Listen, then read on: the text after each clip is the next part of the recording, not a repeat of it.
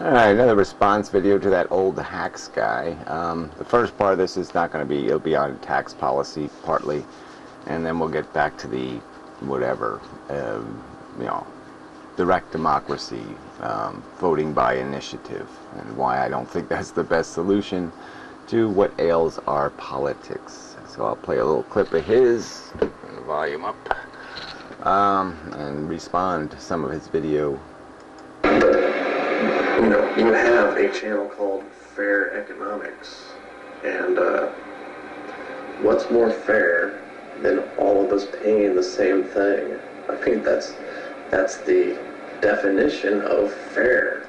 That doesn't make any sense. So somebody who works all day for a living should pay the same amount of tax as somebody who sits on a pile of capital their daddy gave them. That wouldn't make any sense whatsoever. I mean, the way it is now, it's rather ludicrous that we tax less the income produced on wealth than we tax the income produced on work. So I think you got it completely backwards. I think I'll play some more because I want to get to your other accusations. Everybody is equal, so it is a fair tax. So, I don't know how to argue that anymore with you.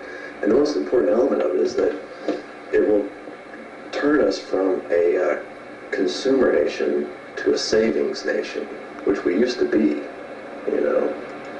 Look, savings is sort of irrelevant. You don't want a nation that actually saves. I mean, actually saves, like actually putting money in a box under your mattress or something. You want an economy where, yes, you invest the money rationally, but it's invested through a rational system. So whether we save the money or not, or we spend it, doesn't really matter. Either way, it's an investment in the economic system, okay? Because it's either invested through the banks or it's invested through your consumption, which gives the corporation profits, which are invested in the production of more product. So either way, it's invested. So this notion of saving nation doesn't mean anything. Running deficits, of course, is no good, so you have to have a tax base that's going to collect to pay its bills. But that's a different question. But the idea of savings doesn't really mean anything.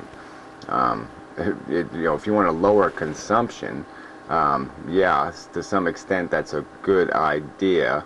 But that's exactly my point, is most of the consumption that somebody in my position consumes is necessary consumption.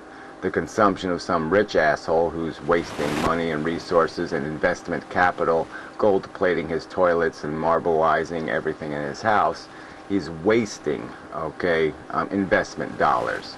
And so that's, yes, it'd be nice to discourage some of that behavior, but the bottom line is through that discouraging, you're going to sit there and basically persecute people who are in a position of, buying necessary stuff. And you say, well, yes, they can file for a rebate, and but aren't you just now remodifying your fair tax by creating a rebate? And then who qualifies for the rebate is another argument, and how they qualify, and what products exactly qualify. I don't think it's practical. And then as soon as you create some sort of tax system like that, there's going to be a huge cheating, because now everybody on eBay or somewhere else is going to sell used products and try to avoid the 30 or 40% tax in the retail market. And everybody who does any bartering is going to have to be obligated to apply a tax.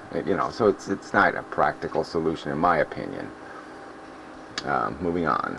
We used to be a savings nation until, Reaganomics. Reaganomics is whenever we just made the switch to being ultimately consumers.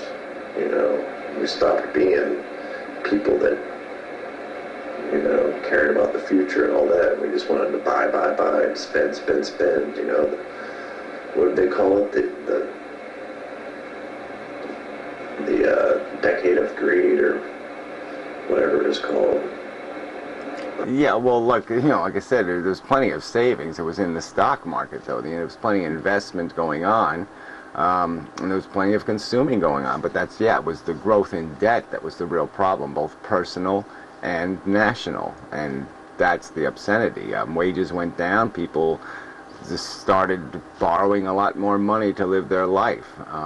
And as investments kept being made in properties, like we saw in the real estate bubble and the others, prices kept going higher, more people are making money, and all that had to come to an end and hit the wall, and it's going to crash, and yeah, I mean, it's a recipe for disaster, but it has nothing to do with it. A direct democracy wouldn't fix it. I mean, it was an overt decision made by the public. I mean, they bought the lie. It wasn't disguised. Okay, they bought it outright. So the fair tax is it, man. I mean, you gotta, if you wanna suck it to the rich. And Angry Canuck made a good point. I know you guys aren't friendly, but he made a really good point and reminded me of what you want is a corporate tax, and that's what Obama's pushing. Yeah, bullshit. It's not even something Obama's pushing. I've never advocated corporate taxes. I've pointed out in numerous videos that I think it's just a sham. Okay, it's another that one has been sold to the public as a lie.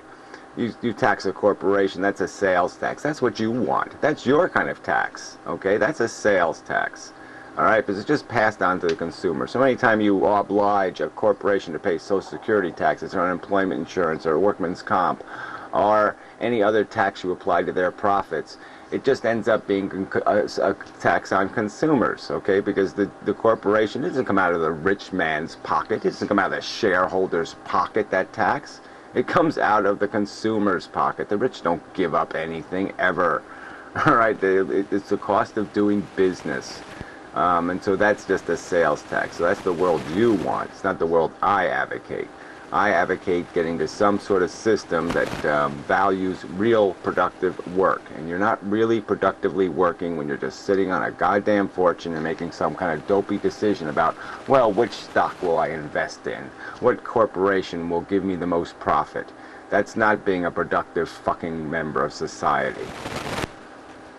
You know, he wants to throw healthcare in the back of employers. And so you're absolutely right, Canuck. Yeah, well, that's just such a pile of shit. Like I said, it's not in the back of an employer. It's the cost of doing business in the United States of America. Yeah, and the disadvantage is if you're an international corporation, it's going to hurt you.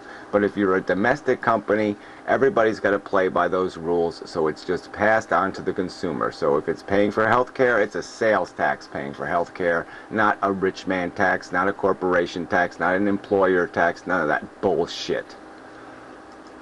You know, that's not good. And the reason why that's not good, you know, that is sucking it to the rich, and that's, you know.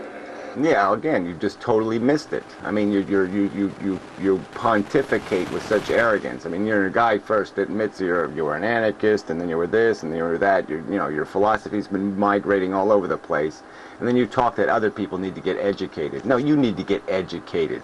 Okay, corporation taxes do not socket to any rich people. Okay, they don't get touched by it.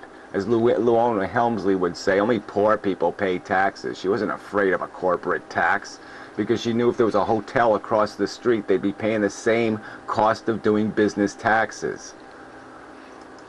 That was my first inclination, you know, just tax them.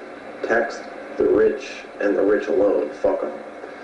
But it's counterproductive because if you do that, you're going to cripple them and they won't be able to compete on the global market. Well, who cares if they can compete on the global market? We're talking about our domestic market.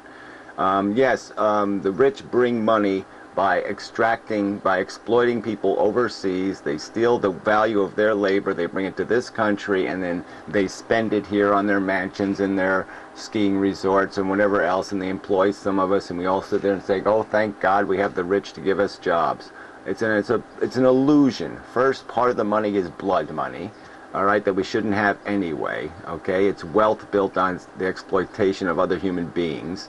And beyond that, the rich do not create or generate the value of that capital. Workers do. So if you gave the workers the money in the first place, you don't need the goddamn rich.